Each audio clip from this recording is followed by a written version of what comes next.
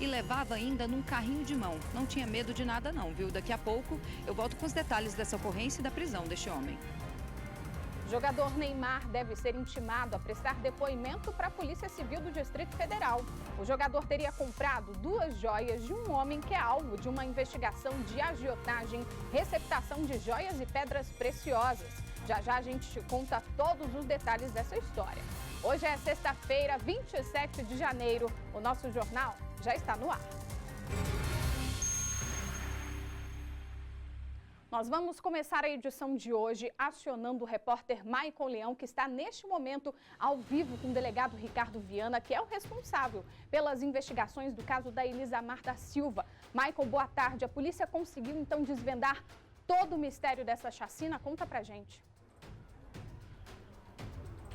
Oi, Vitória, boa tarde para você, para todo mundo ligado no SBT Brasília. Conseguiu sim, foram dias, noites e madrugadas de intenso trabalho ali por parte do delegado, suas equipes aí nas ruas em diligências para tentar localizar suspeitos, provas e conseguiu sim. Melhor do que eu explicar, o doutor Ricardo Viana está aqui ao nosso lado e vai explicar para a gente desmiuçar essa história, né, delegado? Boa tarde para o senhor, primeiro parabéns pela agilidade de conseguir explicar todo esse caso. A gente ficou sabendo da história primeiro pelo desaparecimento da Elisamar, mas todo esse processo começou antes da virada do ano com a família do Marco Antônio. Boa tarde. Boa tarde a todos. Foram 14 dias de intensas investigações por parte da 6ª DP, da PCDF, das polícias de Minas, Goiás, Minas Gerais, e nós logramos fechar uma página dessa triste história aqui da capital. Realmente os fatos tiveram início no dia 28 de dezembro, mas o cativeiro já estava alugado desde outubro, quer dizer, já havia uma premeditação desse crime. No dia 28 já teve a situação, o Marcos morreu no interior da chácara, a esposa dele, a Renata e a Gabriela, foram encaminhados ao cativeiro. No dia 4 nós tivemos a ex-esposa do Marco, a Cláudia, e a filha dele, a Ana, também encaminhadas ao cativeiro. Tudo isso sob grave ameaça, mediante emprego de arma de fogo. Essas 4 pessoas foram mantidas lá. Já no dia 12 nós tivemos o Tiago, filho do Marcos, sendo encaminhado, atraído para a chácara pelo grupo. Lá ele é encaminhado ao cativeiro também, ameaçado, amordaçado e também sob o empenho de uma arma de fogo. Nesse mesmo dia, através do Tiago, eles atraem Elisamar com seus 3 filhos para a chácara. Nesse momento, Elisamar e os meninos são encaminhados à região de Cristalina, onde são asfixiados e posteriormente queimados seus corpos. Já no dia seguinte, eles pegam a Renata e a Gabriela e encaminham para a região de Unai Cristalina, onde seus corpos são queimados e também incinerados. E posteriormente, lá na cisterna, que vocês tiveram acesso às imagens, nós encontramos os corpos que foi feito no dia 15 do Tiago, da Cláudia e da filha dela. Essas pessoas no interior de cativeiro eram obrigadas a fornecer senhas bancárias, também as suas contas, o número dessas contas bancárias, tiveram os seus celulares retidos, e a motivação de todo esse crime, a gente concluiu que seria a comercialização da chácara, também um dinheiro que a Cláudia tinha auferido com a venda de uma chácara, de um terreno onde ela morava, que rendeu cerca de R$200 mil, e também eles tinham a intenção de extrair dinheiro das vítimas que estiveram no cativeiro. Obrigado. Para quem está em casa entender, essa chácara é aquela mesma que a gente acompanhou as buscas, onde viviam ali Marco Antônio, Renata, Gabriela e também o Gedeon e o Horácio? Sim, essa chácara que as vítimas desapareceram de lá. Nós tivemos no local várias buscas, tanto da Polícia Civil como também do Corpo de Bombeiro, e esse é o local de cobiça das 5 pessoas que foram presas. E o local também onde esses crimes começaram, né? Doutor, como é que foi a dinâmica no dia 28, quando o Marco Antônio foi a primeira pessoa a ser abordada? Sim, eles simularam um assalto no seguinte sentido: o Carloman chegou lá na companhia de um adolescente infrator que está sendo investigado pela Delegacia da Criança e do Adolescente. Nesse momento ele rendeu o Marcos, que estava lá. O Horácio estava no interior da chácara e se passou por vítima. Quer dizer, no momento que eles renderam o Marcos, o jogaram no chão, também renderam o Horácio. eles ficaram lá de mão para trás, e no momento que o Marcos estava no chão, ele esboçou uma reação e foi-lhe desferido pelo carro-mão um tiro na nuca. Aí nós tivemos o primeiro óbito. O Marcos é retirado da chácara junto com a Renata, sua esposa, e a Gabriela, sua filha, encaminhado ao cativeiro, onde lá, nesse mesmo dia, ele teve o corpo esquartejado e enterrado. Doutor, depois desse momento em que é efetuado ali o primeiro disparo, que atinge o Marcos, sai de dentro da casa a Renata e a Gabriela logo depois de ouvir os disparos. Sim, saem da casa, elas são rendidas, o Horácio continua no chão como uma suposta vítima, elas são encaminhadas para o interior da residência e vendadas, algemadas com algemas de plástico, são vendadas, ficam subjugadas durante todo esse período pela associação criminosa, e o Marcos, ainda suspirando, é encaminhado ao cativeiro, onde lá tem seu corpo esquartejado. Claro, só o laudo da perícia vai apontar, mas pelo depoimento deles, acredita-se que o Marcos pode ter sido morto, esquartejado, inclusive enquanto ainda estava vivo. Sim, vamos esperar o laudo pericial, mas nós temos notícia que sim. E aí não para por aí, né? No dia 4, eles atraem também a Renata e a Cláudia e a Ana Beatriz. Como é que foram essas abordagens em relação a essas outras duas vítimas? A Cláudia estava comercializando esse lote, né? Ela vendeu a casa dela no núcleo rural do Bálsamo. Eles, como conviviam na família, eles tinham ciência disso. E daí o que eles fazem? Eles mandam uma mensagem para a Cláudia, como se fosse o Marcos, e falando que o Gideon e o Horácio iriam ajudá-la na mudança. Eles comparecem ao local, sabem onde é a casa que ela alugou, então fazem a primeira mudança, e nessa primeira mudança eles já deixam um Carlomã no interior da residência. A Cláudia chega na residência e é rendida pelo Carlomã. Posteriormente, numa nova mudança, eles chegam com a Ana Beatriz, que estava na casa anterior. A Ana Beatriz entra no lote e o Carlomã simula assaltar todo mundo. Repete a mesma cena que foi feita com a mãe dela. A mesma cena, quer dizer, foram colocadas no chão Cláudia, Ana, Horácio e Gideon como se fossem supostas vítimas. A mesma maneira de agir, essas vítimas são amarradas, têm os seus corpos vendados, são colocados no interior do Renault Scenic e no carro da Cláudia e são encaminhadas ao cativeiro. Assim se procede o segundo crime. E aí elas são mantidas lá dentro desse cativeiro, lembrando, primeiro no dia 28, depois da virada do ano, no dia 4, entra em cena essas duas outras vítimas, e aí ali perto do dia 13 eles atraem o Tiago para a mesma chácara onde o pai já teria levado o primeiro tiro e sido morto. Mais precisamente, o Tiago foi atraído no dia 12, na noite do dia 12. Ele chega lá, um deles busca ele na parada, coloca na chácara, ele aguardando como se fosse o pai. Ele recebeu uma mensagem como se fosse o pai. Quando chega lá, já a mesma situação está arquitetada. Quer dizer, o Horácio no interior da chácara, se simula um assalto, o Horácio como suposta vítima, o Tiago amarrado, amordaçado e é encaminhado ao cativeiro. Posteriormente, Elisamar chega na chácara junto com seus filhos e eles dão outro destino para ela, quer dizer, ela aparece queimada na região de Cristalina com as crianças. Então, já ficou esclarecido se a Elisamar ela foi atraída por uma mensagem real do Tiago? Sabe se ele foi obrigado ali a enviar essa mensagem? Você já teria avisado antes que iria para lá? Provavelmente não. A gente constatou que eles de posse do celular do Tiago encaminharam uma mensagem para Elisamar, que a trouxe até a chácara onde teve esse trágico desfecho aí. Doutor, até então a motivação seria em relação justamente financeira, por conta do terreno ali, mas aonde entra a Elisamar nesse ponto do dinheiro das terras? Bom, Elisamar entra justamente em eliminar toda a família, para toda a ascendência do Marcos seria eliminada para que não se reivindicasse tanto a morte dos outros, como a posse do terreno que eles queriam comercializar. A Elisamar é morta com os filhos, levada ali para a região de Cristalina. O Tiago segue para o cativeiro. Segue para o cativeiro, lá é mantido durante mais de 24 horas, amordaçado, com as mãos para trás, os pés amarrados e com os olhos vendados e também com a boca amarrada. A partir da morte da Renata e da Gabriela na região de Unai, eles retornam e no dia seguinte, mais precisamente na madrugada do dia 15, eles levam a vítima lá para o núcleo rural Santos Dumont, naquela casa abandonada, mata todos os 3 lá naquela região e os joga na cisterna interna. Doutor, desde o início, então, o plano desses criminosos era justamente matar toda a família, limar toda a família? Sim, desde o início, principalmente de Gideon e Horácio, cada um, pela venda do terreno, eles iam ferir cerca de 2 milhões de reais e cada um teria 500 mil nessa parcela. Cada um que eu digo é o núcleo da associação, que é Gideon, Horácio, Fabrício e Carlomão.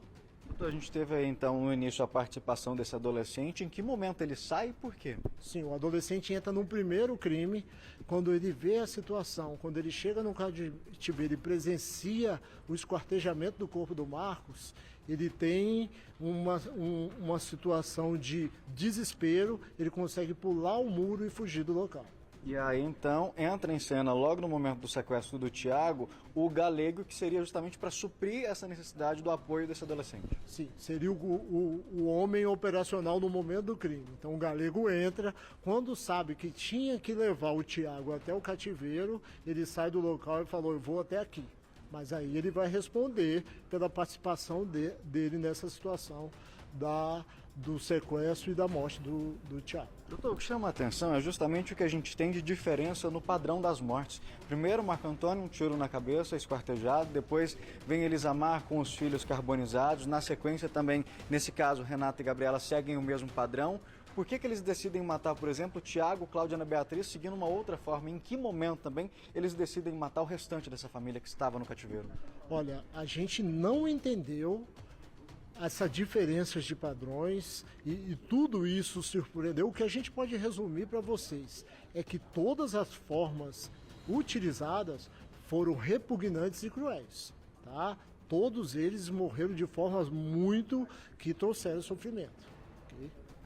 Vitória, a gente nem vai comentar para quem está em casa a forma em que essas 3 últimas vítimas foram mortas lá no local da chácara. O que a gente adianta é o seguinte, elas chegaram lá com vida, né, doutor? Elas foram levadas para lá, vendadas e amarradas. Sim, segundo informações deles mesmos, eles pararam na estrada de barro que vocês tiveram acesso. Essas pessoas, o Tiago foi carregado, já visto os pés estarem amarrados, colocaram lá do lado da cisterna e os outros, as duas mulheres vieram andando, mas com as mãos amarradas e vendadas. E lá eles deram um fim a elas. Doutor, para a gente finalizar aqui, que tem outros colegas também esperando para entrar, a motivação então seria justamente essa questão dessa terra financeira ali que eles pretendiam vender, uma avaliação ainda superficial, valeria 2 milhões essa propriedade? Segundo o relato deles, é uma área muito privilegiada, com recursos naturais, muito bonita, que eles mensuraram esse valor. Doutor, o inquérito foi finalizado esta madrugada, mas não terminam aí as operações. Sim, o inquérito foi finalizado em relação às prisões em flagrantes e às prisões que foram feitas a posteriori. O que a gente está pendente ainda, algumas medidas cautelares que foram sugeridas, está sendo apreciada pelo Poder Judiciário, nós estamos aguardando e caso nós temos elementos, nós podemos fazer um novo relatório para ditar a denúncia ou estará outro inquérito para apurar o envolvimento de outras pessoas. Oi, Vitória, uma pergunta rapidinho para a gente conseguir liberar o doutor para os outros veículos que também estão aqui aguardando. Isso, rapidamente, Michael, só para ficar claro, aqui Gideon e Horácio moravam com Marcos Antônio, então eles queriam todos os familiares mortos para eles ficarem com essa chácara, é isso mesmo? Doutor, a Vitória está querendo esclarecer o seguinte, Gedeon e Horácio moravam nessa mesma chácara, então eles queriam toda a família morta para que eles tomassem posse dessa propriedade e conseguissem ficar com elas para eles, para revender? Exato, essa é a colocação.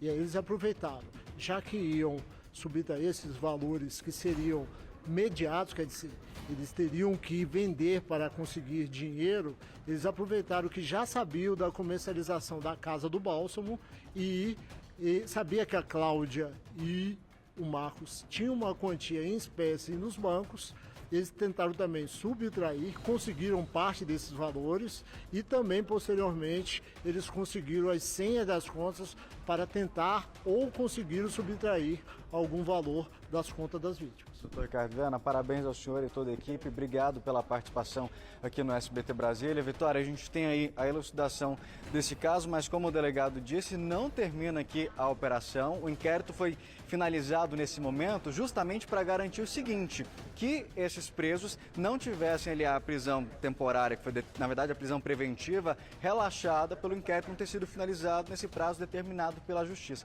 Mas o que a gente tem? A informação que a gente tinha desde o início lá, ela vai fechando aquela conta, que era justamente, o caso começou a ser investigado com o desaparecimento da Elisamar e dos 3 filhos. Logo no dia seguinte o corpo é encontrado, mas quando a polícia começa a investigar toda essa história, descobre o seguinte, que esse crime começou lá atrás, no dia 28 de dezembro, mas já estava sendo arquitetado desde outubro ali pelo Gedeon e pelo Horácio, que eram os mesmos moradores dessa propriedade, mas que queriam tomar posse de toda aquela terra ali por uma possível venda. Segundo as investigações, o imóvel ali avaliado em cerca de R$2 milhões, dito por eles, que dividiriam entre eles ali cerca de 500 mil para cada um. Então eles começam a organizar o plano da seguinte maneira. No dia 28, eles rendem o Marco Antônio ali numa simulação de assalto. Quem chega para essa simulação? O Carloman, junto com o adolescente apreendido. Eles rendem o Marcos Antônio, o Horácio se finge ali de vítima também, inclusive deita no chão, só que no momento ali o Marco Antônio tem um movimento ali que para o Carloman é encarado como uma reação e ele acaba atirando na cabeça do Marcos Antônio. Com o tiro, o que acontece? Renata e Gabriela, que estão dentro da casa, elas saem dessa propriedade para ver o que estava acontecendo e nesse momento também são rendidas. Os 3, mesmo Marco Antônio ali ferido, são levados para o cativeiro. E no cativeiro, nessa mesma noite, o que eles decidem fazer? Terminar de matar o Marcos Antônio. Ainda não tem o laudo da perícia, Vitória, para confirmar, mas de acordo com os depoimentos, o Marcos Antônio ainda respirava ali com dificuldade quando eles começaram a esquartejar o corpo. O adolescente que até então estava ali dando o suporte operacional para o cometimento desse crime, fica horrorizado com a situação e foge, sai da cena do crime. Mas aí o que eles fazem? Durante a própria noite, enterram ali o Marcos Antônio e mantêm mãe e filha ali amordaçadas, vendadas, obrigadas a passar senhas de banco, essas informações. E aí o crime do dia 28 pula lá para o dia 4. Enquanto isso, Renata e Gabriela passam a noite ali, a virada do ano, rendidas sobre a mira desses criminosos. No dia 4, a Cláudia e a Ana Beatriz são rendidas. De que forma? A Cláudia e o Marcos Antônio estavam vendendo uma casa e Cláudia iria mudar para essa outra. Usando o aparelho do Marcos Antônio, os criminosos se passam por ele e falam para ela o seguinte: olha, Horácio e Gedeon vão te ajudar nessa mudança. E aí eles vão. No momento em que eles saem justamente da casa em que ela vende para a casa que ela vai morar, eles dividem essa mudança em pelo menos 3 etapas. Na primeira, tudo certo, só que detalhe, quando eles saem para voltar na primeira residência para buscar mais coisas, eles deixam o Carloman escondido na casa. Quando eles voltam, o Carloman simula o mesmo assalto, rende todo mundo e nesse momento já pega ali a Cláudia e deixa no veículo aguardando. Quando a Ana Beatriz, que estava lá na casa também e vem na terceira etapa, ela é rendida e aí as duas são levadas lá para o cativeiro e são mantidas lá dentro. Lembrando, do dia 4 até o dia 13, são cerca de 10 dias ali que elas estão sendo ameaçadas, obrigadas a passar as senhas bancárias, essas informações. No depoimento, Vitória, os criminosos aí dizem o seguinte, que eles não conseguiram fazer transferências bancárias ali, pegar o dinheiro que estava na conta dessas vítimas pelo seguinte: como eles mudaram a senha do aparelho, o aplicativo bancário, por uma questão de segurança, fala, opa, isso aqui não é um movimento padrão e impede essas transferências. Oi, Vitória. Maicon, eu queria saber se o delegado, ele teve, claro, que atender outras equipes que estavam aí ao seu lado, acompanharam também essa coletiva, mas eu queria saber, ele comentou sobre as ameaças que os familiares, filho mais velho, filha mais velha da Elisamar, outros familiares estariam recebendo agora. A gente teve acesso até a alguns prints. Ele chegou a comentar sobre isso durante essa coletiva? Falou sim, Vitória, só porque, claro, não descartam nenhuma possibilidade, mas a priori seriam aí outros criminosos sem ligação com esse núcleo, sem ligação com esse crime em si, querendo extorquir essa família, claro, aproveitando da situação de pânico, de medo, para tentar ganhar dinheiro. Tanto que em um dos momentos aí, a gente vê o seguinte, em um desses prints, exigindo uma transferência de um valor em tantos minutos, senão outras pessoas seriam mortas. Então, a polícia acredita que sim, são criminosos, mas não relacionados a esse caso. São pessoas que estão ali querendo extorquir essa família, aproveitando da dor dessa família. Então, a priori, não teria relação, mas claro, como a gente disse, esse inquérito ele foi finalizado nesse momento, seguindo um prazo legal para que as prisões não fossem relaxadas. Mas isso não significa que o inquérito, que na verdade as ações, as operações da polícia vão parar, porque existem aí outras possibilidades também. Vitória, só recapitulando aquela linha do tempo para quem está em casa entender, no dia 4, Cláudia e Ana Beatriz são rendidas e levadas também para o cativeiro. Então passam a ficar lá as 4 mulheres, as 2 mães e as 2 filhas, porque o Marcos Antônio já estava morto. No dia 12, o Tiago é atraído para esse cativeiro. De que forma? Ele começa a estranhar que o pai não está ali respondendo, que não está tendo uma comunicação, ele começa a achar que uma coisa está estranha. Lembra daquele bilhete que a gente tem, que começa lá, chefe, me encontra que eu te conto o que está acontecendo, vem aqui na chácara se possível hoje, traz a Lisa e os meninos? Aquilo era uma minuta de uma mensagem que era para ser enviada para o Tiago. Ela foi enviada, tanto que o próprio delegado diz o seguinte, um dos suspeitos busca o Tiago no ponto de ônibus e quando chega lá dentro da chácara, ele é rendido e já levado para o cativeiro. Só que quando o Tiago vai lá para essa propriedade, ele avisa a Elisamar e combina deles se encontrarem lá. Quando a Elisamar chega, ela já é rendida e levada para a cidade de Cristalina, onde ali toda a família é morta asfixiada e depois os corpos são queimados no carro. No dia seguinte é encontrado. Só que depois de cometer esse crime, Vitória, deles queimarem todo o carro, esses criminosos voltam lá para o cativeiro e decidem matar também a Renata e a Gabriela, que é justamente aquela imagem da câmera de segurança que a gente tem, que mostra primeiro saindo do carro dos criminosos, logo na seguida o Siena, que é encontrado queimado no dia seguinte lá naquela estrada em Unai, Minas Gerais. Quando eles voltam para o cativeiro e o Fabrício acaba descobrindo o que aconteceu, a forma como essas pessoas estão sendo mortas, há ali dentro uma discussão e o Fabrício acaba soltando o nome dos outros envolvidos. Porque até então, um detalhe, lembra que eu disse que tanto o Gedeon quanto o Horácio se fingiam de vítima no momento dessas abordagens, no momento em que essas pessoas chegavam lá para render essas vítimas? Então, até então, essas vítimas estavam vendadas e eles evitavam conversar lá dentro. Então, elas acreditavam também que Horácio e Gedeon eram vítimas. A partir desse momento ali da discussão em que o Fabrício fala, poxa, Horácio, como que você faz isso, Gedeon? E aí acaba soltando esses nomes, o resto da família também é morta. De que forma? Eles retiram essas pessoas de lá, Tiago, Cláudia e Ana Beatriz, de dentro do cativeiro, colocam no carro e levam pela estrada de terra. Lembra que a gente andou lá na frente, até comentou que aquele mato estava amassado por conta do entra e sai de viaturas?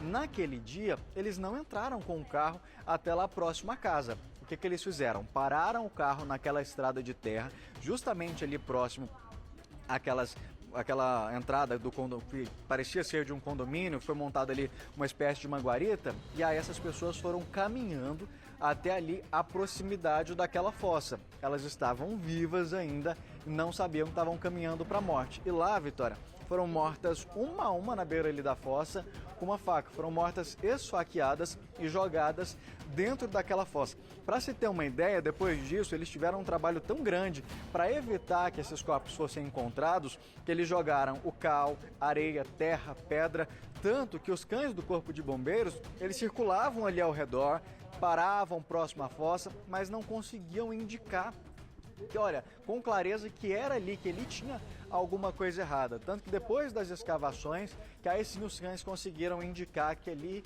realmente existiam os corpos. Então, essas pessoas elas foram mortas na sequência. Primeiro uma esfaqueada, o corpo jogado lá dentro. Na sequência, as outras. Em que momento entra em cena o galego nessa história? Porque o Carlomagno, a gente já sabe, participa desde a primeira, inclusive é apontado pela polícia como responsável pela morte do Marcos Antônio, por efetuar o disparo.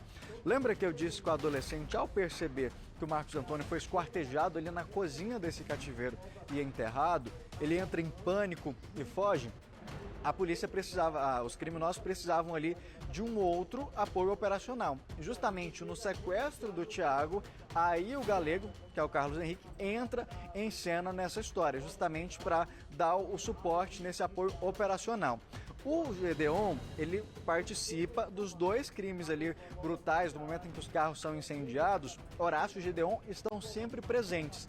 Mas no momento em que o Thiago, a Cláudia e a Ana Beatriz foram mortas, o Gedeon já não participa. Por quê? Quando ele volta de Unai com as queimaduras, ele se vê em uma situação flagrancial, de flagrante, eu estou queimado, eu estou relacionado. Então ele evita de sair, evita de se expor. E aí sentam lá no cativeiro e discutem de que forma, aonde. O Gedeon, mesmo não participando diretamente, Vitória, não tendo ido até lá o local em que essas pessoas foram mortas, ele sabia exatamente onde elas estavam, de que forma seria essa morte. Então, recapitulando, as últimas 3 pessoas dessa família foram mortas ali perto do dia 15, foram levadas com vida até aquela estrada de terra que a gente ficou na frente da propriedade, caminharam no meio daquele mato durante a noite e foram mortas na porta ali daquela fossa, bem na entradinha da fossa. Chegaram amarradas e vendadas, ou seja, um crime com muito requintes de crueldade. Como o delegado disse, essas pessoas vão responder por vários crimes e a pena que eles podem pegar, Vitória, é de 140 a 300 anos de prisão, Vitória. Michael, é cada detalhe dessa história que a gente fica cada vez mais impressionada. Então, todos os envolvidos, né, esses 5 criminosos já tiveram a prisão preventiva decretada, né? Sim, desde o momento em que eles foram presos, Vitória, eles já tinham ali essa prisão preventiva decretada, a situação flagrancial já tinha passado, até porque a gente tem ali o Carloman e o Galego sendo presos nessa semana, então a polícia já tinha identificado, fez ali um certo sigilo no início, justamente para evitar, por exemplo, que essas pessoas fugissem, como foi o caso do Carloman, que ficou ali cerca de uma semana foragido, e a partir do momento em que a polícia anuncia uma recompensa de R$20 mil, ele mesmo se entrega ali na delegacia de São Sebastião. Mas todos eles estão com a prisão preventiva decretada e quem vai investigar a participação do adolescente nessa chacina é justamente a DCA. Então, a 5ª DP apura a participação dos maiores, todos os detalhes dos maiores nesse crime, e a DCA1 vai apurar a participação do adolescente. Mas a polícia tem aí 6 pessoas envolvidas na morte dessa família aí. E também com a participação do menor, além da extorsão, do sequestro, de todas essas mortes, esses 5 vão responder também pela corrupção de menores por terem colocado aí esse adolescente de 17 anos para participar desse crime. É importante ressaltar, Vitória, que a Elisamar e os filhos morreram sem nenhum envolvimento da questão financeira. Eles não tinham interesse financeiro na família da Elisamar, até porque ela não tinha esse dinheiro. Ela teria morrido justamente por conta desse vínculo, para não ter ali um herdeiro, uma pessoa próxima. É até complicado usar a palavra herdeiro, Vitória, pelo seguinte: o Gedeon, o Marcos Antônio, não era o proprietário real daquela terra, mas tanto que a gente teve acesso a uma ação de reintegração de posse promovida em dezembro. O Marco Antônio já teria perdido, inclusive, essa ação para a real proprietária, que no local era utilizado ali não só para que eles vivessem, morassem, mas também tinham carros que provavelmente foram adulterados. A polícia também investiga, até porque a ficha do Marcos Antônio tem esse passado. Ele tem cerca de 12 passagens pela polícia, começou lá em 1995, sendo preso por 2 furtos, e depois entrou aí outra série de crimes, e os mais recentes, que é justamente a questão da ameaça e também da invasão domiciliar, que seria referente a essa terra. Tanto que existe essa ação.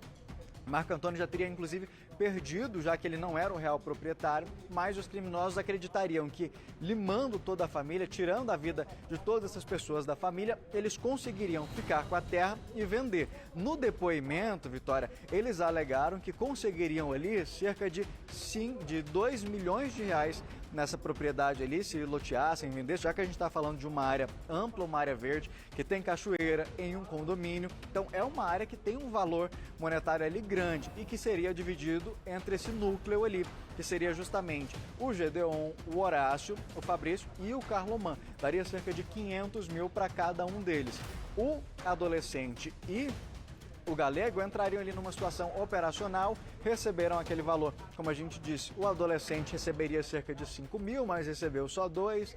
O Galego também receberia um valor semelhante ali pelo suporte operacional, mas o núcleo estaria realmente ali fechado justamente nesses 4, que é justamente o Gedeon, o Carloman, o Horácio e o Fabrício. Fabrício não teria participado em nenhuma dessas mortes, ele teria sido apenas o responsável ali por manter essas vítimas dentro do cativeiro, por cuidar da alimentação, por conta desse sistema operacional dentro do cativeiro, Vitória.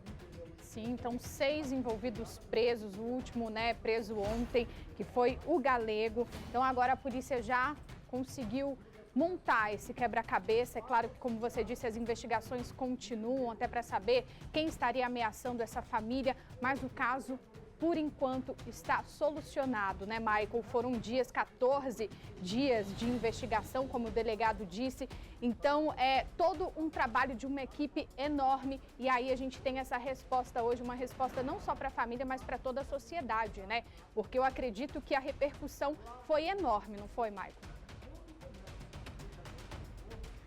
Foi sim, Vitória. Como a gente está falando, esse caso ele é tratado como a maior chacina do Distrito Federal, e o delegado com anos de experiência disse que do Brasil em que 10 pessoas de uma mesma família são mortas dessa forma. A polícia, Vitória, teve dificuldade inclusive para conseguir membros para fazer esse exame de DNA, para confirmar quem eram essas pessoas mortas. Era difícil encontrar pessoas, já que toda uma geração ali tinha sido exterminada por esses criminosos. Um caso que ganhou repercussão não só aqui no Distrito Federal, em Goiás, em Minas Gerais, mas em todo o país, justamente por conta... Tá assim, delegado, obrigado pela participação.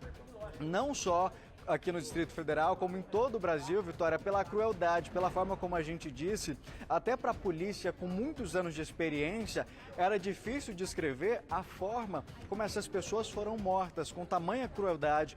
A gente falando não só dos adultos, mas também das crianças, que não tinham nada a ver com essa história. Elisamar, por exemplo, que morreu, não teria uma ligação direta ali, mas por ser uma possível herdeira dessa propriedade, também acabou sendo morta. Um crime bárbaro, premeditado, que é importante a gente ressaltar, apesar de ter começado ali no dia 28 de dezembro, quando o Marcos Antônio, a Renata e a Gabriela são rendidas, ele começou a ser planejado lá atrás, em outubro, pelo Gedeon e pelo Horácio, que começou a atrair essas outras pessoas para a empreiteira criminosa. Primeiro atraiu o Carloman, depois conseguiu aliciar esse adolescente. A partir do momento em que o adolescente sai lá do cativeiro, foge por conta da própria barbárie que ele vê ali. E vale ressaltar, é um adolescente, Vitória, que já tem um passado com a polícia, ele já tem algumas passagens, e até para ele aquilo ali foi muito. Ele decidiu pular o muro e foi embora, e aí foi necessário atrair também o Galego para que desse esse suporte operacional no crime. Um crime aí bárbaro que a gente espera, claro, que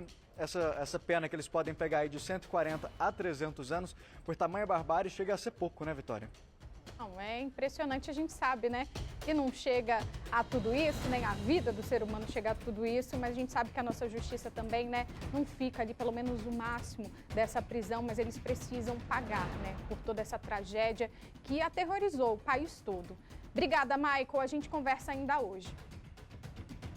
Bom, vamos a outras notícias locais. Câmeras de segurança da quadra 412 da Asa Norte registraram um momento em que 2 homens e um adolescente começam a se agredir embaixo de um prédio residencial. A polícia militar precisou ser chamada para conter os ânimos dos 3 envolvidos ali. Quem vai trazer os detalhes para a gente é o Guilherme Glória. Guilherme, boa tarde. O que teria causado toda essa confusão? Conta para a gente.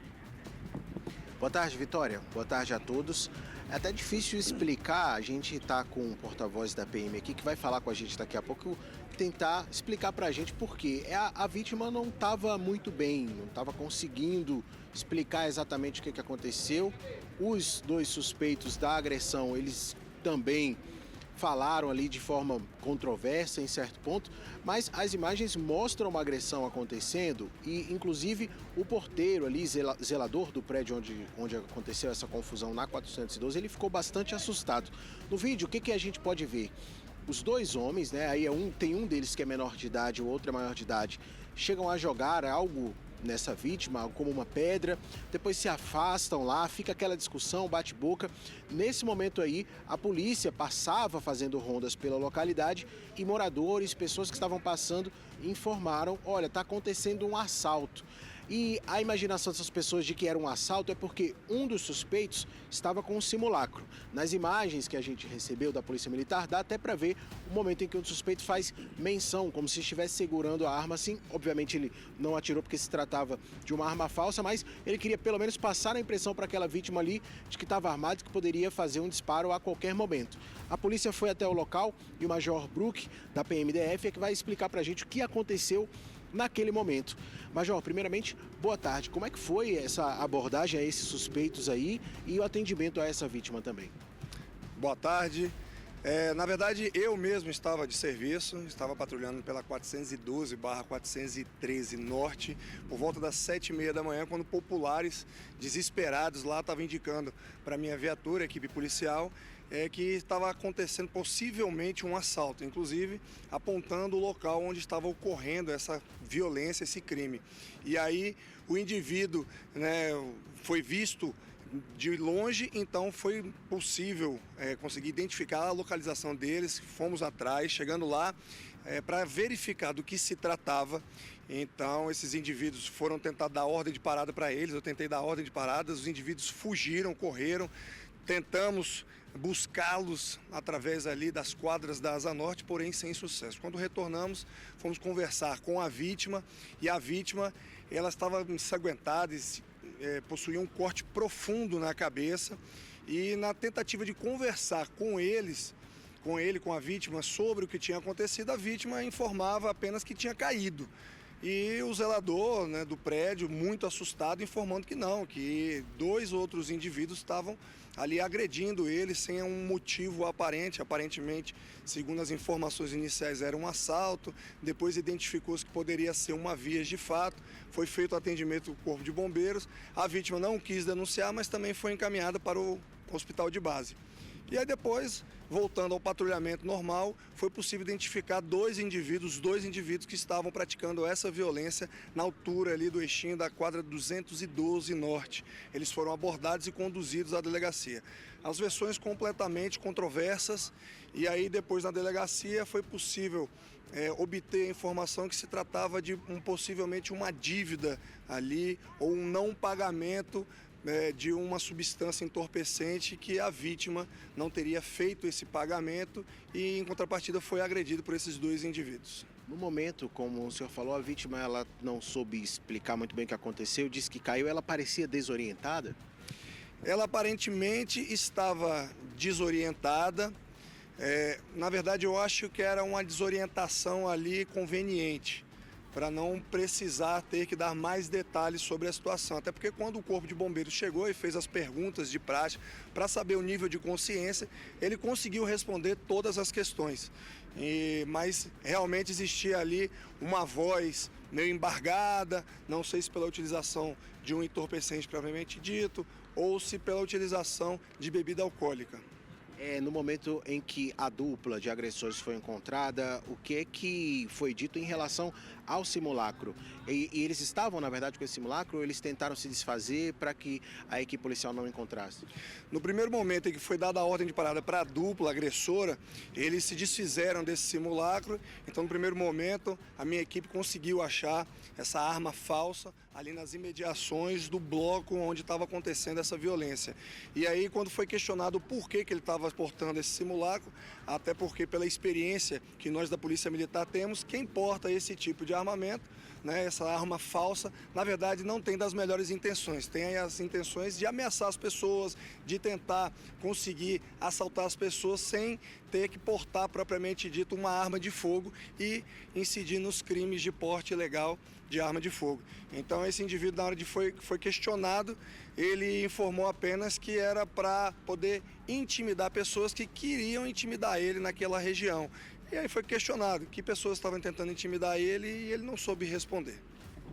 Enquanto nós conversávamos aqui, Major, o senhor até comentou que a população buscou chamar a polícia, ninguém se aproximou, ninguém tentou fazer alguma intervenção, e isso é o ideal para quem presencia uma cena como essa.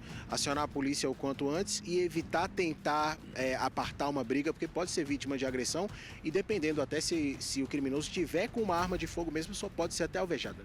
Exato. Então, quando presenciar, eu gostaria até de agradecer as pessoas que acionaram a minha equipe, acionaram a Polícia Militar, que além de ter acionado, não ter reagido, não ter partido para cima para tentar resolver uma situação que possivelmente era um crime, um assalto, eles indicaram, eles apontaram, falaram, deram as orientações, olha, está armado, o indivíduo está armado. Então também foi importante para que a ação policial fosse cirúrgica e pudesse impedir ali um mal maior, que no caso a vítima teve os ferimentos, são ferimentos graves, mas também não veio a ter consequências piores. Major, muito obrigado pelas informações, pelos detalhes passados aí, viu? É isso, Vitória. Agora, em relação a esse caso, é a Polícia Civil que vai tomar a frente das investigações, saber, né, o que essa dupla planejava com o simulacro de arma. E parece até que o maior de idade já tem passagens aí por roubo quando era menor. Então, toda essa investigação a cargo da 6ª Delegacia de Polícia. Fica aí o recado, né, do Major, nunca tente ali apartar uma briga, a gente não sabe, né, quem que tá na rua, quem está participando desse tipo de agressão, como o Major explicou aí, na verdade depois eles acabaram descobrindo que se tratava de uma dívida de drogas, então se não tem uma viatura passando por perto, liga no 190, né, aciona a Polícia Militar, que é quem vai se prontificar a resolver toda essa confusão. Obrigada, Guilherme, agradeço ao Major Bruck também pela participação. Eu tenho que chamar agora um rápido intervalo, não sai daí que o SBT Brasília, primeira edição, está recheado nessa sexta-feira.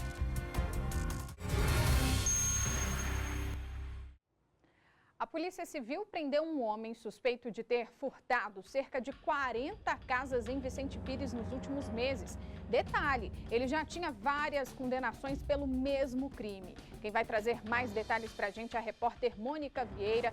Mônica, boa tarde. Parece que na hora de ser preso, esse homem ainda tentou enganar os policiais ao se passar pelo próprio irmão, é isso? Isso mesmo, Vitória. Boa tarde para você e para todos que nos acompanham, mas não deu certo não, viu, Vitória? No ato ali, depois que a polícia prendeu ele em flagrante, ele deu o nome do irmão, mas a caminho da delegacia ele acabou confessando e falando que o nome verdadeiro, que é Alex Júnior, e ele tem 32 anos. Esse homem, ele saiu do sistema prisional no dia 5 de dezembro, ele fugiu do sistema prisional e 2 dias depois ele começou a cometer esses furtos ali na região de Vicente Pires, na colônia agrícola Samambaia e também no setor São José. E o modo dele agir era muito parecido em todos os furtos, Vitória. Ele invadia as casas praticamente nos mesmos horários, o mesmo modo de agir mesmo, levava um carrinho de mão para poder levar os itens que ele furtava dessa casa. Então, as pessoas foram registrando o boletim de ocorrência ali na 38ª Delegacia de Polícia. A polícia decidiu comparar ali as imagens para saber se tratava da mesma pessoa e foi constatado que era o mesmo homem. Então, ele foi preso em flagrante, mas para prendê-lo, a polícia montou ali uma campana de 3 horas ali no setor colônia agrícola Samambaia e depois dele furtar a casa, ele foi abordado pelos policiais. Ali ele deu o nome falso, né, do irmão. Em seguida foi feita aquela abordagem e foi constatado que ele estava com alguns objetos que facilitariam a invasão, né, invadir as casas ali na região. Ele foi levado para a delegacia. E aí, daqui a pouco, eu vou te falar um pouquinho da ficha desse homem. Mas agora nós vamos ouvir o delegado responsável por esse caso. Acompanhe.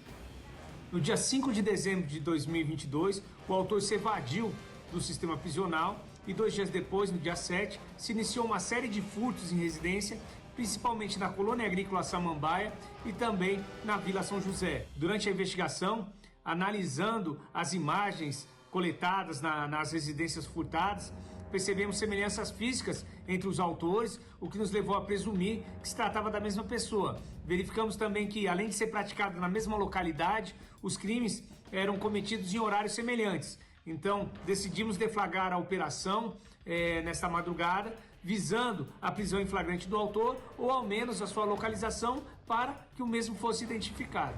Após 3 horas de monitoramento, os policiais responsáveis pela investigação conseguiram localizar o investigado na Rua 1, ali da colônia agrícola Samambaia, a mesma rua que ele tinha cometido na data anterior, 2 furtos em residência, um na esfera tentado e um consumado. Quando efetuaram a abordagem no autor, ele se identificou usando o nome de uma terceira pessoa, ele usou os dados de seu próprio irmão e também foi verificado que ele estava em posse de instrumentos utilizados na prática de furto e também que ele estava em posse de poder de pedras de crack. Quando foi encontrado ali na Rua 1 da Colônia Agrícola Samambaia, o autor ele estava empurrando um carrinho de mão, o que levantou a suspeita dos policiais, porque o autor dos crimes patrimoniais que estava sendo investigado, ele também utilizava um carrinho de mão para levar os bens subtraídos das residências furtadas. Então, foi o fato que chamou a atenção dos policiais para realizar a abordagem. Na abordagem, foi percebido que o autor estava em poder de pedras de crack e também de instrumentos, ferramentas utilizados usualmente na prática de furtos. Indagado sobre seu nome, o autor se apresentou como se fosse o seu irmão, ele apresentou os dados de seu irmão, então foi dada a voz de prisão para ele. Além do carrinho de mão, o autor estava em posse de outros objetos, alguns acessórios de roupas e algumas roupas que foram reconhecidas pelos agentes como sendo as mesmas utilizadas pelo autor dos furtos investigados quando das práticas ilícitas.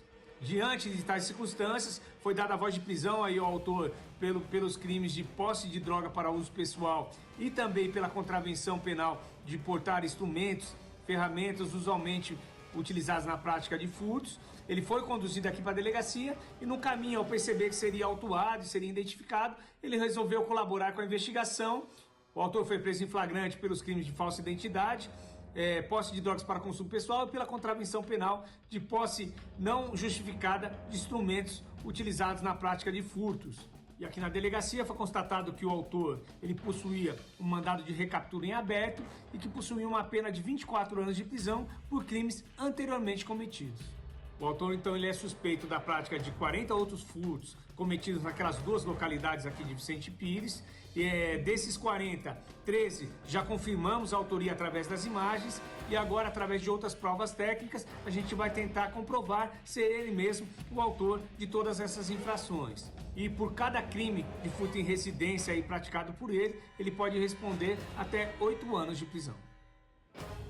Pois é, Vitória. Alex Júnior da Silva, de 32 anos, em menos de 2 meses, ele furtou 40 casas, isso só na região de Vicente Pires. A ficha dele é extensa, mais de 10 crimes. Ele foi condenado por 10 deles. Na realidade, ele tem 12 na ficha e foi condenado por 10. Como o delegado mesmo disse, uma pena que ultrapassa 24 anos, somada agora com esses novos furtos, né? Pode ultrapassar aí 30 anos de prisão. Ele saiu do sistema prisional no dia 5 de dezembro e desde então estava foragido e continuou cometendo os mesmos delitos, só que numa região específica. E sem um pingo de medo, com a cara limpa mesmo, ele utilizava os mesmos modos operantes ali para furtar, usando esse carrinho de mão. Nem tomou o cuidado aí de pegar um carro diferente, com cor diferente para despistar. Ele não estava preocupado com isso. Ele simplesmente queria furtar e foi isso que ele fez. Mas a polícia conseguiu prendeu esse homem ontem e agora ele já está atrás das grades e essa foi uma operação aí da 38ª Delegacia de Polícia aqui de Brasília. Vitória. Como a gente viu nas imagens, né? Agia dia e noite, independentemente do horário, estava ele lá furtando essas residências. Vamos ver, né, se agora ele permanece atrás das grades, né, Mônica? Obrigada. E o jogador Neymar Júnior vai ser intimado a prestar informações como testemunha em uma operação que investiga um esquema de agiotagem, lavagem de dinheiro e receptação de joias e pedras preciosas aqui no DF. O atleta comprou 2 joias de um dos alvos dessa operação. E o suspeito fazia questão de registrar o momento da entrega, viu? Nas redes sociais, ostentava fotos com o jogador. Vamos falar ao vivo então com o repórter Estevão Furtado, que acompanhou uma coletiva que teve agora há pouco no Departamento de Polícia Especializada. Estevão, como que esses criminosos agiam? A polícia informou se Neymar vem ao Distrito Federal. Boa tarde.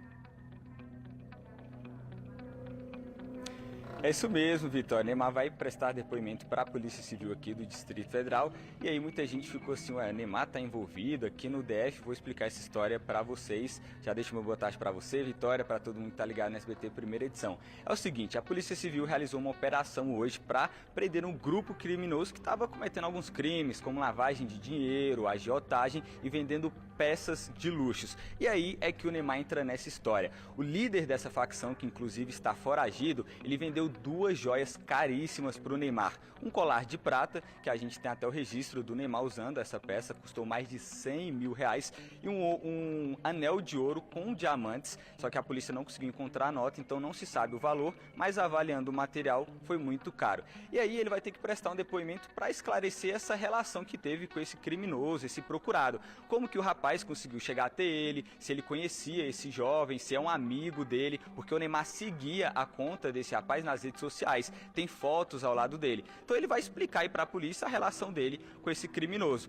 Falar também qual foi o preço real dessas joias, já que não dá para confiar que as notas emitidas são verídicas, se o Neymar ainda tem essas joias, enfim, vai detalhar mais. E aí a pergunta que não quer calar e que inclusive você fez, Vitória. O Neymar joga no Paris Saint-Germain, no PSG, que é um time da França. Ele vai precisar vir aqui ao Distrito Federal? A resposta é não. Assim como já acontece na Polícia Civil, ele vai prestar depoimento online. A polícia até falou que a equipe dele ainda não está ciente da situação, que o caso começou agora, realizou a operação e eles fizeram a coletiva. Então a equipe dele ainda vai ser notificada, ele vai prestar o depoimento para poder esclarecer toda essa situação. Mas lembrando, o Neymar não é investigado. Eles encontraram ali indícios para poder convocar o jogador, já que ele tem fotos e pousou ao lado aí desse rapaz, né, que é criminoso, mas não está sendo investigado. Agora, Vitória, falando da operação em si, é o seguinte: foram 3 pessoas presas, o 4º rapaz, ele está foragido, foram 4 pedidos de prisão temporária, mas não encontraram esse rapaz que é o mandante dessa facção criminosa. E aí a polícia prendeu eles por lavagem de dinheiro. Funcionava da seguinte forma: existia um cassino de pôquer em Águas Claras e lá o pessoal ia para jogar, se divertir. Acabava se endividando, pedia dinheiro. E aí esses rapazes, esse grupo emprestava. Só que eles estavam cobrando juros altíssimos, fazendo uma agiotagem, por isso que eles foram presos. Já na parte das joias, tinha uma empresa de fachada, vamos dizer assim, que estava funcionando em Taguatinga. Eles pegavam e funcionava como uma joalheria, só que a polícia não conseguiu informar se de fato era uma joalheria, se eles roubavam essas peças luxuosas. Tá tudo bem no início. Mas até então, Vitória, o pessoal que está em casa nos assistindo, Neymar vai prestar esse depoimento de forma online e a polícia informou que, dependendo do que acontecer, outros jogadores também podem prestar depoimento, porque outras pessoas posaram também para fotos junto com esse rapaz, inclusive jogadores internacionais. Mas assim, a investigação está no início, ainda é recente, né? Então a gente não pode dar mais detalhes. O que a gente dá para afirmar é que o Neymar, de fato, vai prestar depoimento para a PCDF. Com você, Vitória. Obrigada, Estevão, pelas informações. E o chefe da maior facção criminosa do país foi transferido do presídio de Rondônia para a Penitenciária Federal da Papuda, aqui em Brasília. O Ministério da Justiça e Segurança Pública teria descoberto um plano de resgate de Marco Camacho, o Marcola. Mas para o Ministério Público, a transferência foi apenas para reparar um erro do governo anterior. A transferência de Marcos Erbas Camacho, o Marcola, foi motivada por um plano de resgate, segundo o Ministério da Justiça. A transferência foi feita de um presídio federal para outro, exatamente visando prevenir um suposto plano de fuga que haveria, ou de resgate desse preso. E, portanto, essa operação se fez necessária. O número 1 da facção criminosa Primeiro Comando da Capital, o PCC, foi transferido da Penitenciária Federal de Porto Velho, em Rondônia, para a Unidade de Segurança Máxima de Brasília. Na minha visão, esse plano de resgate nunca deixou de existir. O Marcola hoje, se for removido para Brasília, como foi, se for removido para outras unidades federais, esse plano sempre estará ativo, só vai mudar, na verdade, o local da federação. Marcola já tinha estado na penitenciária do Distrito Federal entre 2019 e março do ano passado. O criminoso foi condenado a 330 anos de cadeia por diversos crimes. Para o Ministério Público de São Paulo, o retorno de Marcola para a penitenciária em Brasília é, na verdade, a correção de um erro cometido pelo governo anterior. A chance de um resgate do chefe do PCC em Rondônia era muito maior. Eu acredito que a Penitenciária Federal de Brasília seja hoje a mais segura do país para abrigar um preso da periculosidade do Marcola. Marcola está agora na mesma cadeia que seu braço direito no mundo do crime. Gilberto Aparecido dos Santos, o Fuminho. O último encontro foi na década de 1990, na extinta casa de detenção no Carandiru. Fuminho foi preso novamente em 2020, em Moçambique, na África, depois de ficar 21 anos foragido. E a governadora em exercício, Celina Leão, comentou sobre esse retorno do Marcola para o Distrito Federal. Vamos ver. O Distrito Federal recebe ainda com muita apreensão, mas entendendo também que precisa, nesse momento, receber o Marcola.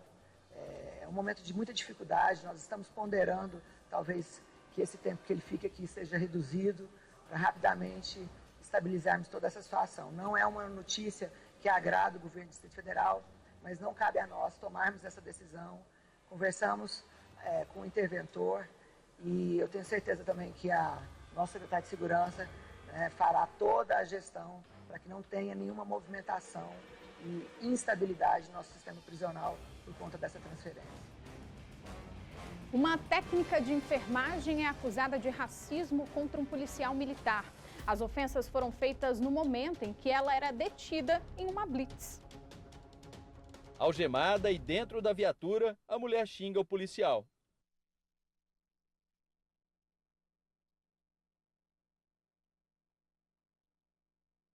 As ofensas são para o soldado Anderson dos Santos Pimentel, mas os outros policiais saem em defesa dele. E ela recebe voz de prisão. A técnica de enfermagem Tânia Mara de Carvalho, de 38 anos, havia sido detida em uma blitz em frente a esta companhia da Polícia Militar em Mauá, na Grande São Paulo, depois de avançar um sinal vermelho. De acordo com o boletim de ocorrência, ela desceu do carro com sinais de embriaguez e teria desacatado os policiais.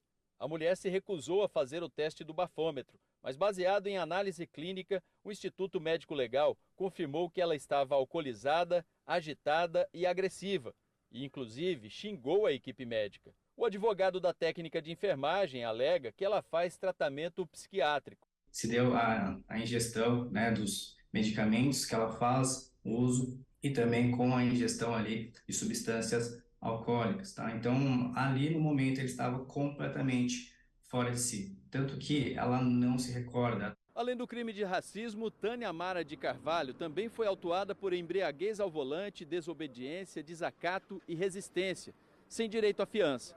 Ela passou uma noite presa e só foi liberada pela justiça após a audiência de custódia. Ela proferiu um discurso de ódio, deixando bem claro que era uma injúria racial. Além de estar representando a polícia militar, ele também é um ser humano. Agora vem cá, eu quero te perguntar, você já ouviu falar sobre o transtorno de processamento sensorial? É uma condição em que todos os sentidos, audição, olfato, tato, são potencializados. Quem trouxe esse assunto à tona foi a atriz Giovanna Eubank.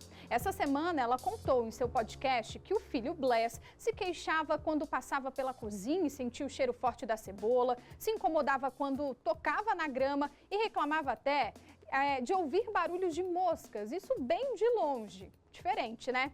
E não é fácil chegar ao diagnóstico, viu? Por isso, nós vamos conversar agora com a fonoaudióloga Patrícia Junqueira. Doutora, boa tarde, obrigada pela participação. Vendo esses relatos, é difícil não achar ali inicialmente que a criança está fazendo uma manha, que já já isso passa. Não é isso? Ou foi impressão minha? Eu vi um pedacinho desse podcast e ela conta justamente isso, que depois, inclusive, ela ficou com peso na consciência, né? Boa tarde. Boa tarde, Vitória. Com certeza, porque não é uma doença, né? É uma condição. Nós não temos, inclusive, nem um código internacional de doenças, porque não é doença.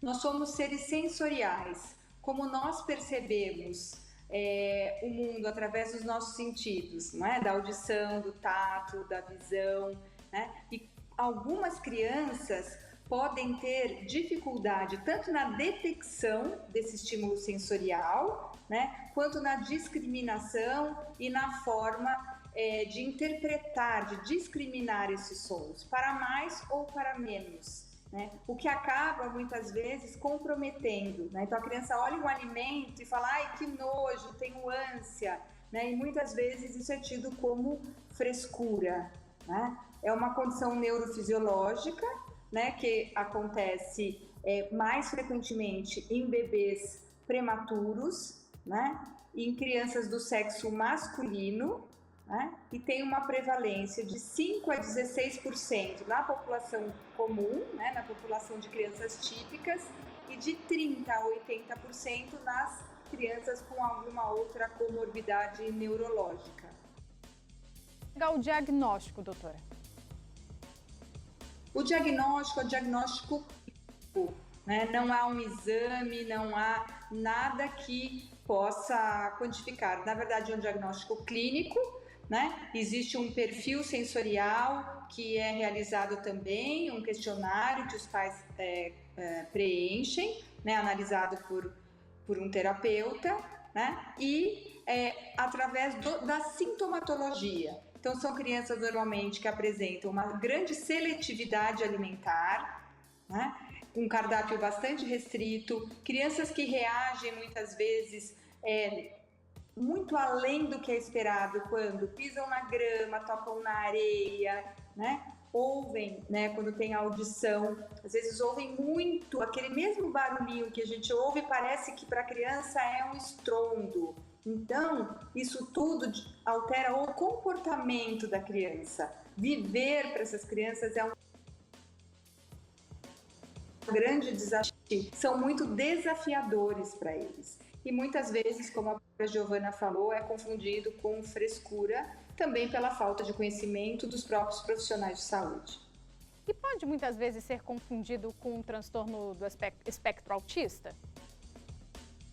Sim, por quê? Toda criança que tem um transtorno do espectro autista pode apresentar um transtorno sensorial. É a característica, é um dos pontos fortes, né, do diagnóstico da criança com o transtorno do espectro autista, né? Mas nem toda criança que tem o transtorno do processamento sensorial se enquadra dentro do espectro autista. Então há muita confusão, né? Porque a partir do momento que você observa esses comportamentos e a criança tem uma boa comunicação, faz contato visual e não se enquadra, né, não tem uma dificuldade na comunicação, muitas pessoas falam, então o que é? Né? Mas é isso, a criança pode ter um transtorno do processamento sensorial e não estar dentro do espectro autista. Mas toda criança dentro do espectro tem uma alteração do processamento sensorial. Que é esse tratamento? É mesmo mostrar para a criança, habituar mais com essas sensações, com esse sentido? Como que é um tratamento? O tratamento, ele é terapêutico, né? Através da terapia de integração sensorial, né? E também para que a criança aprenda a modular, discriminar, né? E interpretar os estímulos que chegam do ambiente. Não há uma cura, mas há uma melhor adaptação e uma melhor modulação dessa percepção, discriminação e modulação sensorial. E aí a criança consegue conviver bem, né, com esse transtorno? Sim, a partir do momento que ela consegue melhor identificar, interpretar esses sinais, ela passa a ter uma vida adaptada, uma vida com maior qualidade, isso que é importante. E a família também precisa ser muito orientada, né, a como ajudar a criança a lidar com essas sensações. No ambiente escolar é muito importante que as escolas, né, saibam desse desafio da criança para que possam posicioná-la de modo mais adequado dentro da classe, porque são crianças normalmente que se incomodam com ruídos, elas não conseguem muitas vezes, né, prestar atenção com ruídos externos. Então, a escola precisa ser orientada quando a criança apresenta essa dificuldade. E a alimentação também, né? Não insistir, não brigar para que a criança coma, porque essas crianças podem ter uma seletividade de acordo com a textura e o sabor dos alimentos. Por isso é tão importante os pais perceberem os filhos, né? Observarem bem, porque as crianças acabam dando sinais, né? Sim, sim. Você observa que essas crianças, para além, né, de dizer eu não gosto dessa comida, né, elas têm uma repulsa, elas podem ter náusea, tem crianças que não conseguem nem ver determinados alimentos, né? Então não é simplesmente uma questão de gostar ou não, né, de gostar de ir à praia ou não, né? É para além disso. Realmente, para essas crianças, chega até a ser algo difícil de lidar, muito difícil, incômodo, um desconforto realmente que a impossibilita de viver socialmente. Doutora Patrícia, muito obrigada por todos os esclarecimentos. Agradeço mais uma vez a participação da senhora aqui no nosso jornal. Boa tarde. Eu agradeço, muito obrigada, boa tarde. O Ministério da Saúde anunciou que deve começar em fevereiro a imunização contra a Covid-19 com vacina bivalente. Ela protege contra a cepa original da doença e a variante Ômicron. Só vai poder receber a vacina bivalente da Pfizer quem tiver tomado ao menos 2 doses de vacinas contra a Covid. Como o Brasil tem apenas 49 milhões de doses, a campanha de vacinação prevista para começar no dia 27 de fevereiro vai contemplar 4 grupos. O primeiro inclui as pessoas acima de 70 anos, pacientes de instituições de longa permanência, imunocomprometidos e comunidades indígenas, ribeirinhas e quilombolas. Depois é a vez da população com idade entre 60 e 69 anos. Na sequência, gestantes e puérperas. A 4ª fase é para profissionais da saúde. Ainda sobre esse assunto, nós vamos conversar agora com a repórter Mônica Vieira, que vai explicar para a gente um pouco mais sobre a eficácia dessa nova vacina. Mônica, boa tarde mais uma vez. Me diz uma coisa, a gente já tem uma data específica de quando a Secretaria de Saúde vai começar a aplicar essas doses aqui no Distrito Federal? Boa tarde, Vitória, mais uma vez. Pois é, a partir do dia 27, essa é a previsão, né? E de acordo com o infectologista Emerson Luz, que está aqui ao meu lado, ele disse que o sistema imunológico, ele começa a reagir aí, a proteção aumenta no organismo a partir de uma semana. Mas esse VT foi muito bom, muito explicativo, Vitória, porque ele fala ali que a pessoa tem que estar aí com as suas doses, pelo menos 2 doses, para receber essa dose da bivalente, porque não vai receber se não tiver com pelo menos 2 doses de outras vacinas. Até porque ela é um complemento para que a pessoa esteja aí realmente protegida, o organismo esteja protegido contra não só a Covid, mas também as variantes como a Ômicron. Eu vou falar agora com o infectologista Emerson Luz, que está aqui com a gente, vai sanar um pouquinho melhor as nossas dúvidas sobre isso. Obrigada, viu, por aceitar sempre o nosso convite. Explica um pouquinho para a gente. Nós sabemos que a previsão é para a chegada aí do dia 27 e tem os grupos específicos que serão imunizados neste primeiro momento. Bem-vindo, boa tarde. Boa tarde, Vitória, boa tarde a todos. Como não tem uma quantidade para atender toda a população, foi dividido numa estratégia de 4 fases. Primeiro, são pessoas acima de 70 anos, comunidades ribeirinhas, quilombolas, pessoas que tenham a imunidade comprometida, além de pessoas que estão em instituições de longa permanência. Depois, na segunda fase, 60 a 69 anos. Terceira fase, gestantes e puérperas. E última fase são os profissionais de saúde. Doutor, explica pra gente, porque tem pessoas aguardando essa dose da bivalente e não está em dia aí com a carteira, né, de vacinação, com esse calendário vacinal em relação à Covid-19. Sana essas dúvidas para essas pessoas que estão nos acompanhando, que é necessário realmente ter essas doses, por que motivo e qual a eficácia dessa bivalente? Estudos indicam que tem que estar com o esquema da monovalente, aquela vacina inicial, pelo menos 2 doses, independente do laboratório, para fazer a dose de reforço da bivalente. A bivalente é para reforço, aumentando assim a proteção em até 9 vezes contra principalmente as subvariantes da Ômicron. Como a Ômicron ela não teve muita mudança genética e ela consegue enganar o sistema imunológico mesmo de pessoas vacinadas, essa atualização da vacina é de suma importância. E é importante também lembrar que sempre nesse período onde existe um recesso maior, né, o carnaval já está chegando, as pessoas devem começar a emendar aí a partir do dia 17, né, por conta do feriado. É importante estar realmente com esse calendário vacinal em dia, até porque aumenta um pouquinho os casos, né? Essa aglomeração acaba realmente movimentando um pouco mais o número de pessoas, a aglomeração, e graças a Deus atualmente os números não estão em alta, né? Nós estamos com um número até razoável da contaminação por aqui. Certamente temos que proteger as pessoas vulneráveis. Algumas pessoas não respondem, podem ter todo o esquema da vacina completo, principalmente acima de 70 anos, pessoas com câncer, pessoas que têm algum problema na imunidade. Essas pessoas têm que ser protegidas. A forma de proteção é vacinar toda a população, todos que convivem com essas pessoas. E evitar, obviamente, a aglomeração, utilizar a máscara, principalmente se estiver sintomático. Por isso é importante manter o esquema vacinal completo. Aí está dado o recado, viu, Vitória, de quem entende. Obrigada, doutor Emerson Luz, que sempre está aí sanando as nossas dúvidas em relação às vacinas, né? Então tá aí o recado. Se você está com o seu calendário aí com alguma falha, é melhor procurar, né, um posto de saúde, colocar em dia, aproveitar aí o feriado está chegando e não espere a dose bivalente nesse primeiro momento. Nesse primeiro momento existem os grupos específicos e só depois que esses grupos forem imunizados é que vai ser aberto aí a população adulta. Mas a intenção, de acordo com o doutor Emerson Luz, ele disse que o esquema aí, se der tudo certo dessas vacinas chegarem a partir do dia 27, em 3 meses esse público está todo aí vacinado a partir de 12 anos, viu, Vitória? Eu volto com você. Obrigada, Mônica, pelas informações. Agradeço ao doutor Emerson, que está sempre aqui com a gente no nosso jornal. Obrigada. Eu tenho que chamar um rápido intervalo, não sai daí, voltamos já.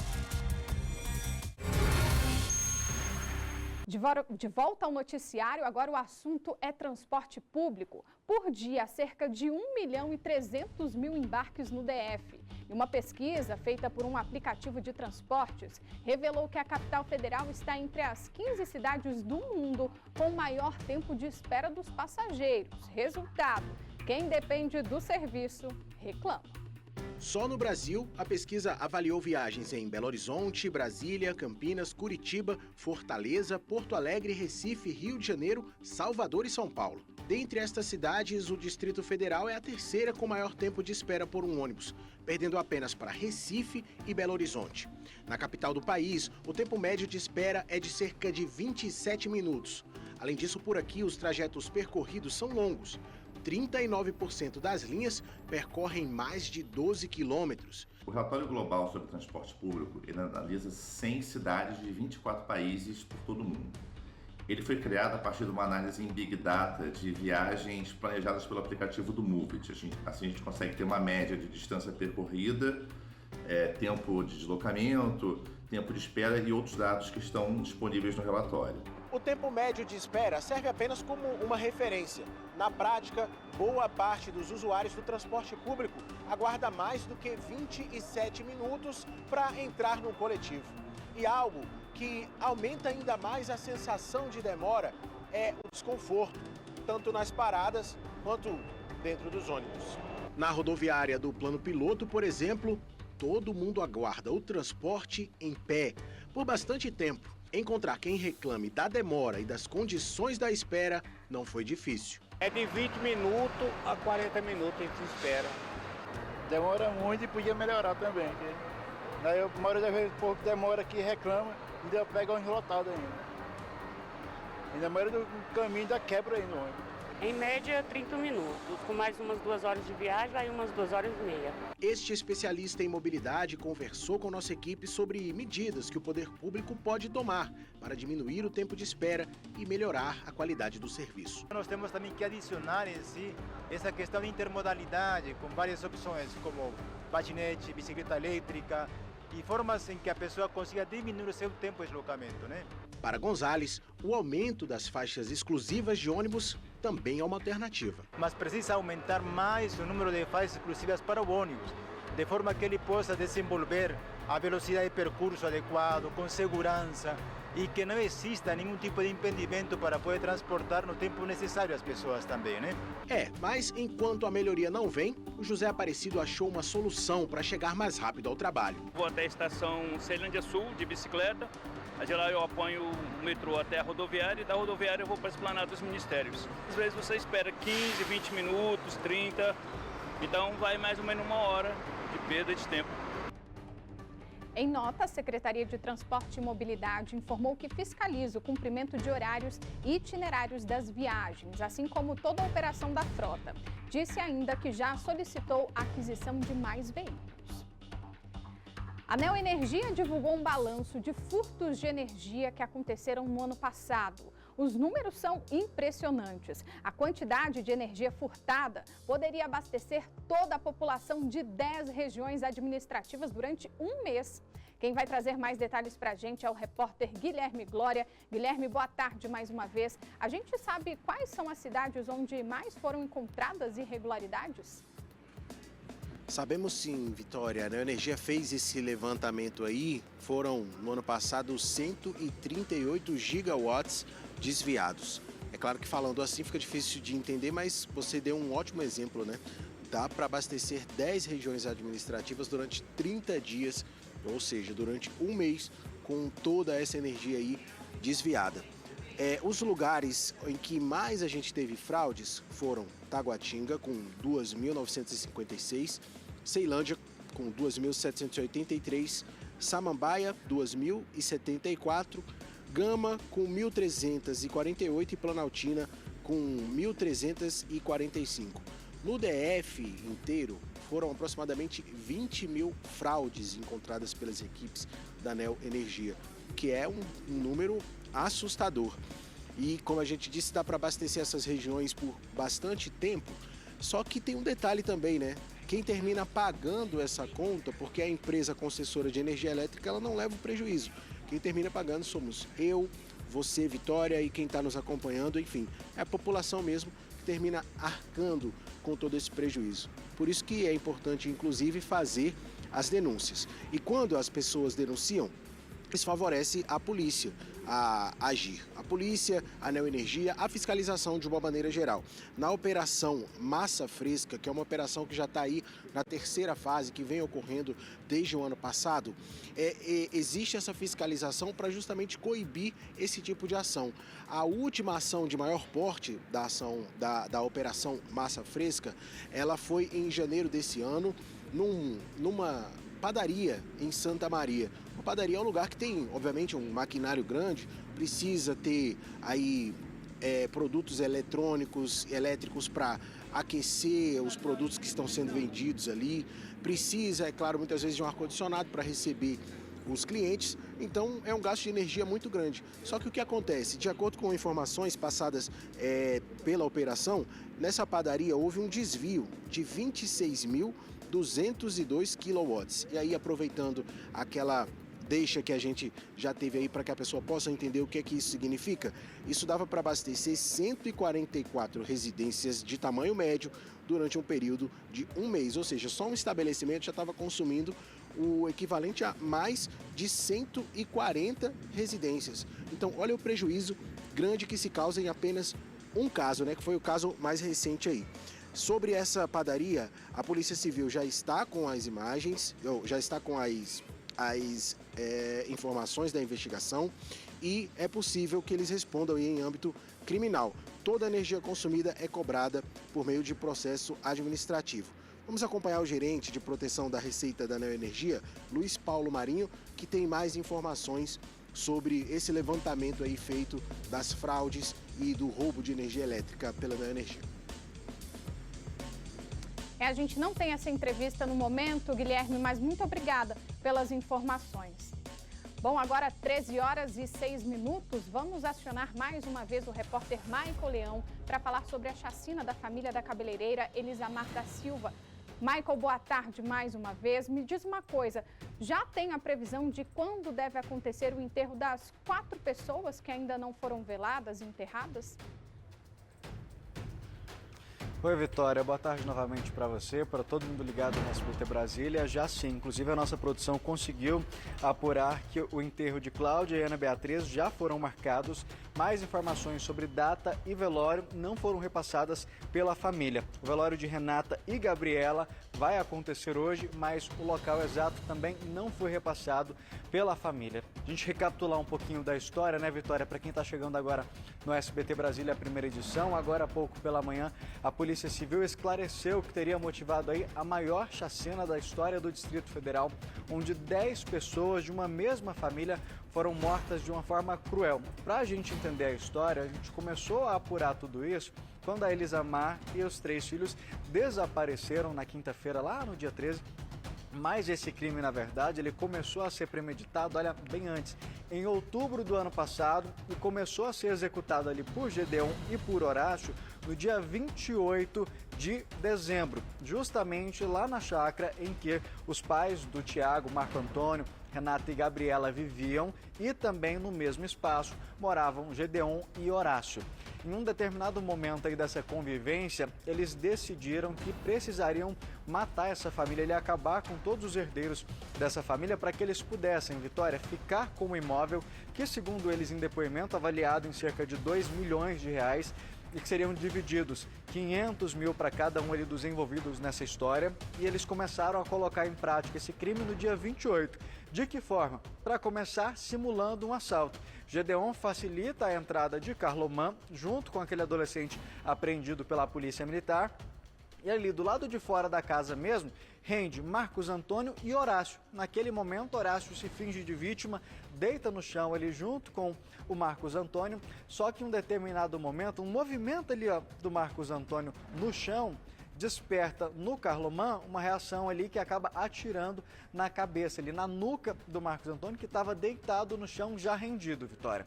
E aí, com o disparo, a família ali, a Renata e a Gabriela, se assustam, saem de casa e nesse momento elas são rendidas ali pelo Carlomã, pelo adolescente, e os dois, Horácio e Gedeon, continuam se fazendo de vítima nessa situação. Os 3 ali, a Renata, a Gabriela e também o Marco Antônio, mesmo ferido, mas ainda com vida, são colocados no carro, Marco Antônio enrolado num carpete, e são levados para o cativeiro lá de Planaltina, que já estava alugado, vale lembrar, desde outubro. E aí, Vitória, quando eles chegam nesse cativeiro, Marco Antônio respirando com dificuldade, isso segundo o depoimento desses presos para a Polícia Civil, eles decidem terminar de matar o Marco Antônio, de que forma? Esquartejando o corpo. O laudo da perícia ainda vai apontar o seguinte: Marco Antônio foi esquartejado vivo, ele ainda tinha consciência do que estava acontecendo ali, porque segundo os presos, ele respirava. Então, para a polícia, há indícios de que sim, Marco Antônio teria sido esquartejado vivo. E aí, do dia 28, dessa mesma madrugada ali, o adolescente que deu apoio justamente nessa questão logística, ele, mesmo com várias passagens pela polícia, ficou horrorizado com aquela situação, foge, inclusive pulando o muro desse cativeiro. E do dia 28, a gente salta no tempo para o dia 4. Durante todo esse período ali, do dia 28 até o dia 4, Renata e Gabriela são mantidas reféns lá dentro desse cativeiro, sozinhas, junto com esses criminosos, ameaçadas ali, intimidadas a passarem as senhas bancárias, todas essas informações ali. Enquanto isso, elas permanecem todos esses dias algemadas, amordaçadas ali e vendadas, Vitória. E aí, no dia 4, entra em cena quem? Cláudia e Ana Beatriz. De que forma?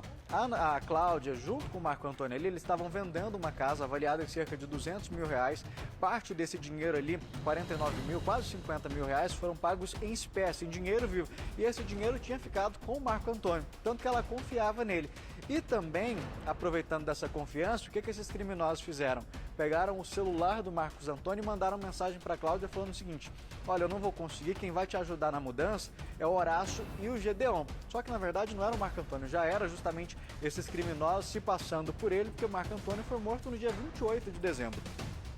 E aí é onde essas duas são rendidas. De que forma? Horácio e Gedeon estão ajudando ali na mudança da casa vendida para a nova casa, fica ali na mesma região, e essa mudança ela é dividida em 3 etapas. Na primeira etapa, acontece tudo bem, eles vão com a Cláudia, e nessa saída para voltar para buscar mais coisas, eles deixam o Carlomã escondido dentro da casa. Quando eles voltam na segunda parte dessa mudança, o Carlomã já rende todo mundo ali, mais uma vez os dois se fazem de vítima dessa história.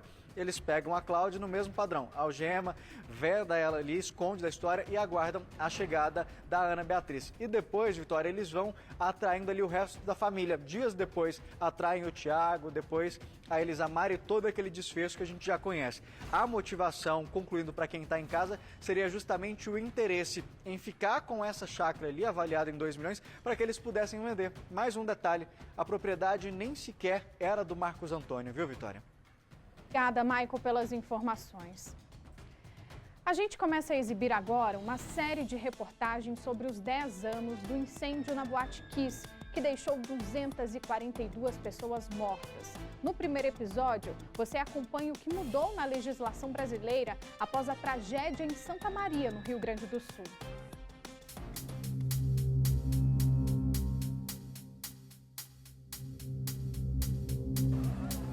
Para quem estava dentro da Kiss, na madrugada de 27 de janeiro de 2013, as marcas vão além das cicatrizes. A primeira coisa que vem na cabeça é o caos, aquela gritaria, as pessoas se batendo assim. Na boate, acontecia uma festa universitária. A banda Gurizada Fandangueira se apresentava no palco, quando um dos integrantes acendeu um artefato pirotécnico. As faíscas atingiram a espuma de isolamento acústico do teto. A queima do material deu origem a um gás tóxico. Até pensei que fosse briga ou alguma coisa assim. Deu curto-circuito, as luzes se apagaram e aí virou caos. Comecei a me despedir da minha família, dos meus amigos, fui aceitando assim a morte. Delvani foi resgatado com a ajuda de uma aeronave e ficou 2 meses hospitalizado, um deles em coma. Foram 10 anos de muitos processos, muita transformação, muita busca assim, por autoconhecimento, por tentar entender os porquês de tudo. Uma tragédia que deixou marcas e provocou mudanças na legislação. O episódio expôs a necessidade de regras para o funcionamento seguro de casas noturnas. Entre elas, o fato de que materiais não inflamáveis devem ser priorizados na construção de locais destinados à aglomeração de pessoas. O alvará de funcionamento e a capacidade máxima de ocupação agora devem estar visíveis ao público. Só 4 anos após a tragédia, o Brasil passou a ter uma lei de prevenção e combate a incêndios, batizada de Lei Kiss. Não dá para se fazer uma terra arrasada, que estava tudo errado, mas traz coisas novas, Então, isso, possivelmente, se perguntar assim, será que eu vou encontrar o mesmo material da Boate Kiss em ambiente semelhante a Kiss nas datas de hoje? Não vai encontrar. Em funcionamento há 16 anos em Porto Alegre, esta casa noturna precisou de 2 grandes adaptações. A primeira reforma foi a mais drástica. Foi preciso abrir essa nova porta de emergência e construir esta segunda escada que dá acesso à rua. Com as alterações, a casa noturna ficou com 2 rotas de fuga. É o que a lei exige para estabelecimentos que comportam mais de 150 pessoas. Então não tem como fugir, faz parte da minha responsabilidade como empreendedor, Então, se a lei ela foi feita, ela existe e eu tenho que cumprir. Houve ainda investimentos para reforçar as sinalizações internas, aumentar o número de extintores, implantar alarmes de incêndio e mais rampas de acesso. Estratégias para que nunca mais se repita tamanha tragédia. Quando acordou do coma, Delvani soube que os 3 amigos com quem estava na festa haviam morrido e que o irmão, Giovanni Rosso, foi quem o salvou da morte. O relato emocionou a plateia durante o julgamento dos 4 réus em 2021. Ele entrava rastejando por baixo da fumaça e puxava as pessoas. Ele me contou que os homens ele puxava pelo cinto e as meninas ele puxava pelos cabelos. Porque se ele pegasse por um braço, ele tirava a pele das pessoas. Com metade do corpo queimado, o jovem de 29 anos vive focado no recomeço. Eu busco muito fazer valer a pena essa segunda chance. Ultimamente, muito, sabe?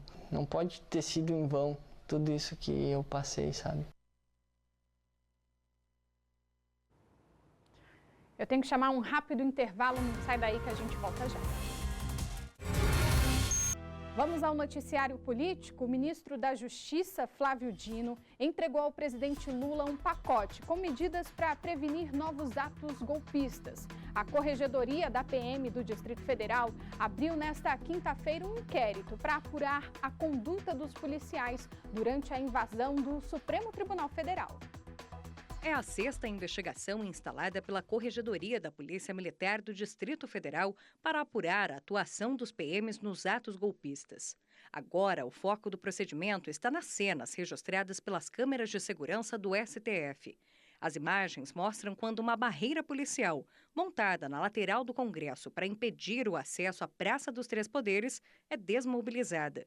Uma viatura se aproxima, um homem aparece, dá um comando e ficam no local apenas um ônibus e um caminhão blindado. Os invasores se aglomeram e, sem resistência, seguem para invadir o prédio público. Nas redes sociais, o interventor na Segurança Pública do Distrito Federal, Ricardo Capelli, disse que as imagens sugerem falhas graves no planejamento e na execução e que tudo será apurado. Nesta sexta, o interventor irá entregar ao ministro do Supremo Tribunal Federal, Alexandre de Moraes, um relatório sobre os fatos relacionados ao dia 8. A montagem dos acampamentos em frente ao quartel-general do Exército em Brasília, como eles funcionavam e como estão ligados aos atos de depredação. Também estará no relatório a dinâmica das ações desempenhadas entre os dias 6 e 9 de janeiro, tanto do lado dos invasores quanto das forças de segurança pública. Para evitar que essa situação se repita, o ministro da Justiça, Flávio Dino, entregou ao presidente Lula um conjunto de medidas que está sendo chamado de pacote da democracia. São 4 pontos principais. O primeiro é o envio ao Congresso de uma proposta de emenda à Constituição para instituir a Guarda Nacional, que teria a função de proteger áreas do governo federal em Brasília. Há também 2 sugestões de projetos de lei.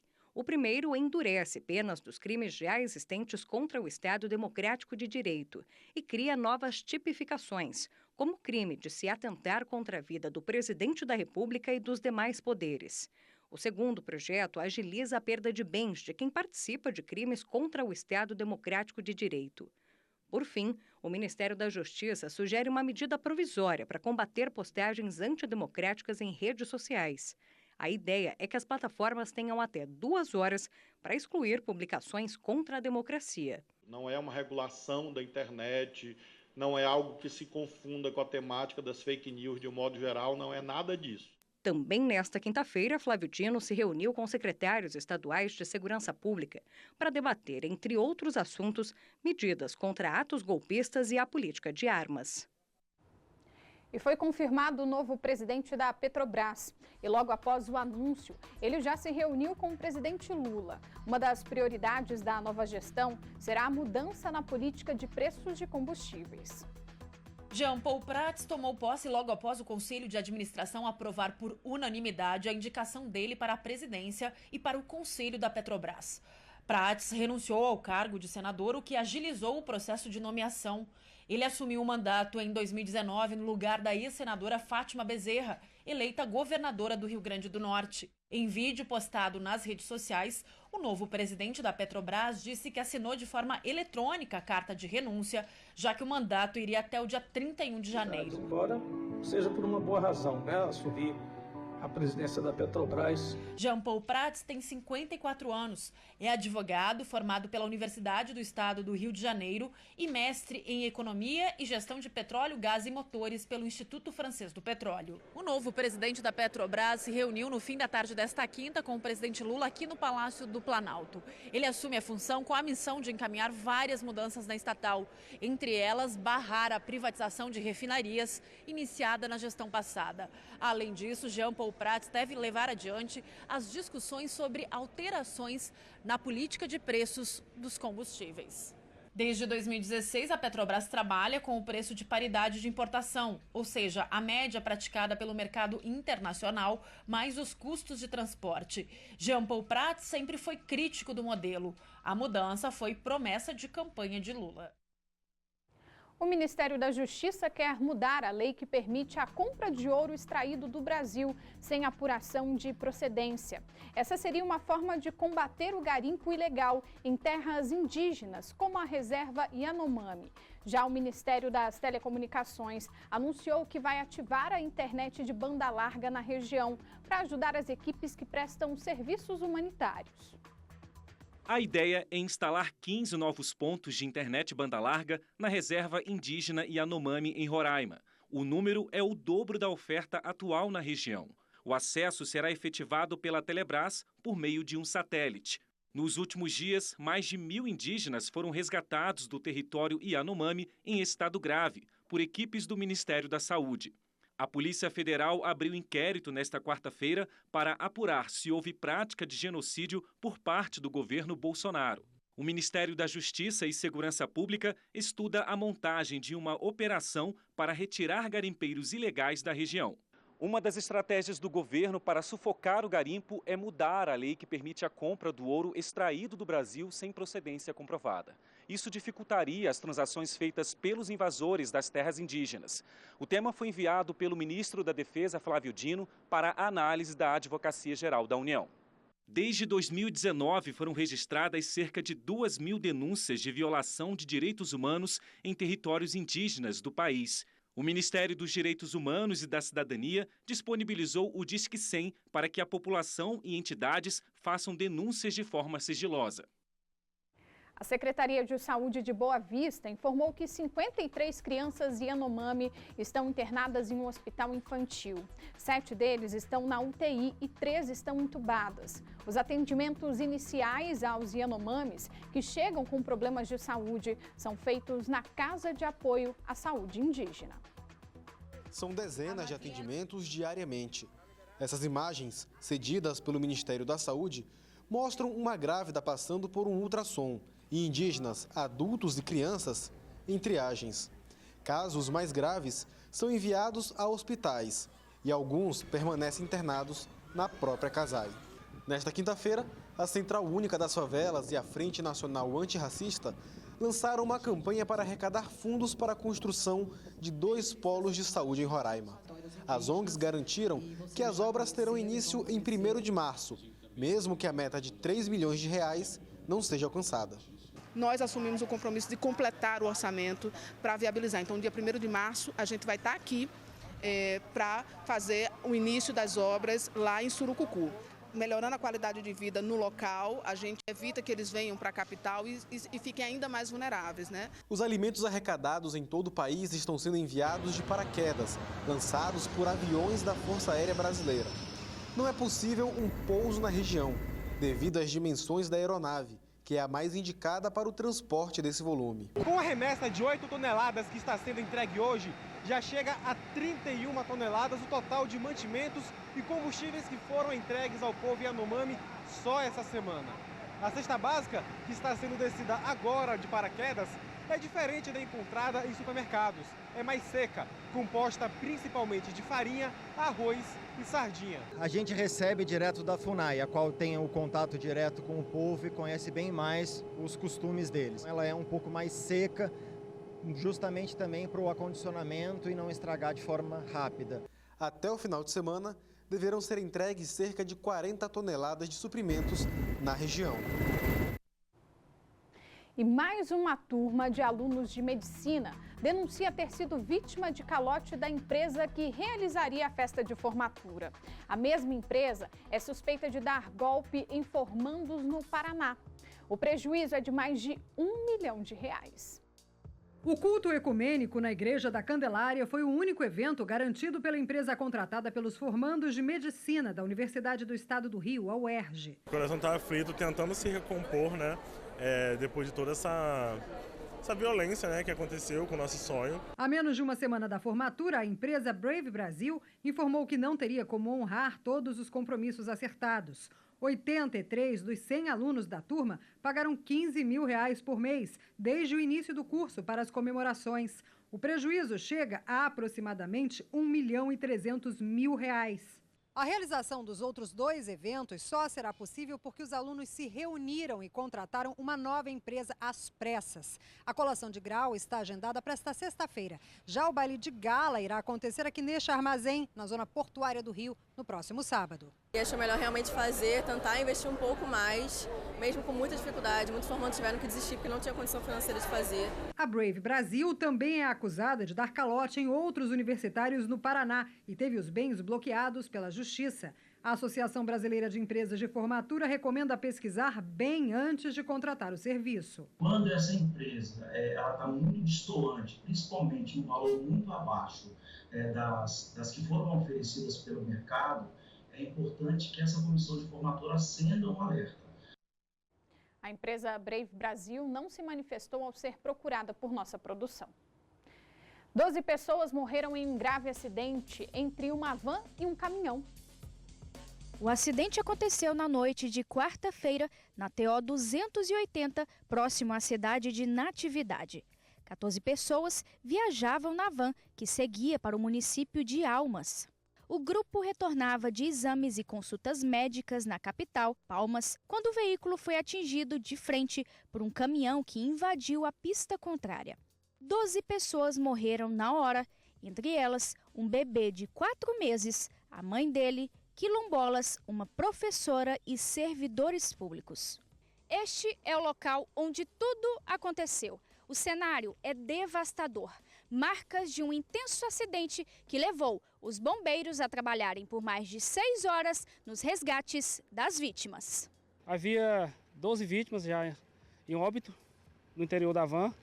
Imediatamente montamos o nosso palco de ferramentas e começamos o atendimento. Foi retirar as vítimas das ferragens. Chegamos no local por volta das 9 horas e ficamos no local da ocorrência até as 2h30 da manhã. Os outros 2 passageiros da van foram socorridos e levados para o hospital de Dianópolis.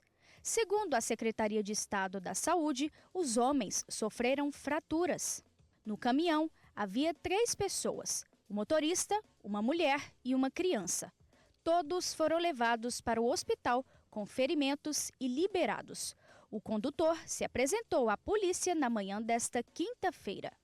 Ele foi detido e deve responder por omissão de socorro, manobras perigosas e homicídio doloso. Conversamos com o advogado, orientamos inclusive das consequências no caso de uma não apresentação. Ele chegou a citar algumas versões que teria ultrapassado um veículo, mas isso a gente deixa para a investigação. Em nota, o governador do Tocantins prestou condolências aos familiares das vítimas. Agora um destaque internacional. Nos Estados Unidos, o governador da Flórida proibiu a disciplina sobre história afro-americana nas escolas públicas. A decisão causou polêmica. Mães e pais foram à Câmara dos Deputados da Flórida protestar. Nos cartazes, a mensagem: parem com os ataques contra os negros. Vamos abrir um processo judicial se Ron DeSantis não permitir que a disciplina seja ministrada, disse o advogado de uma organização não governamental de direitos humanos. Ele quer controlar o que nossas crianças podem aprender baseado em motivação política, algo que fere a nossa Constituição, disse a deputada estadual pelo Partido Democrata.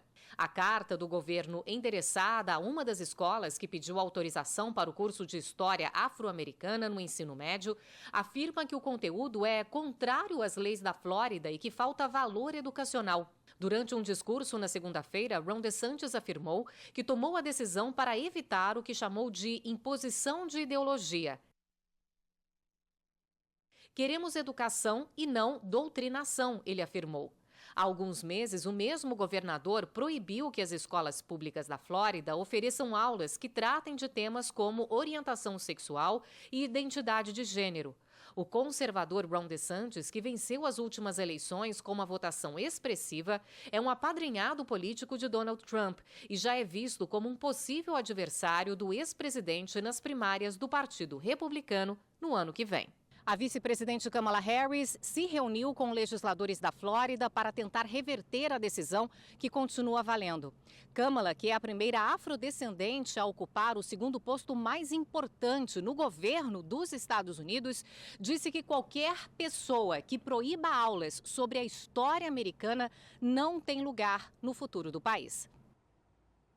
E foi sancionada a lei que altera a ilustração das placas de idosos no Distrito Federal. A partir de agora, em vagas de estacionamento, assentos e filas preferenciais ou outros lugares em que haja prioridade de atendimento para esse público, terá uma ilustração diferente, o de uma pessoa com a sinalização 60+. Esse novo conceito de identificação é uma proposta de combate ao preconceito pelo envelhecimento. De acordo com a lei, essa mudança da sinalização vai ser gradual.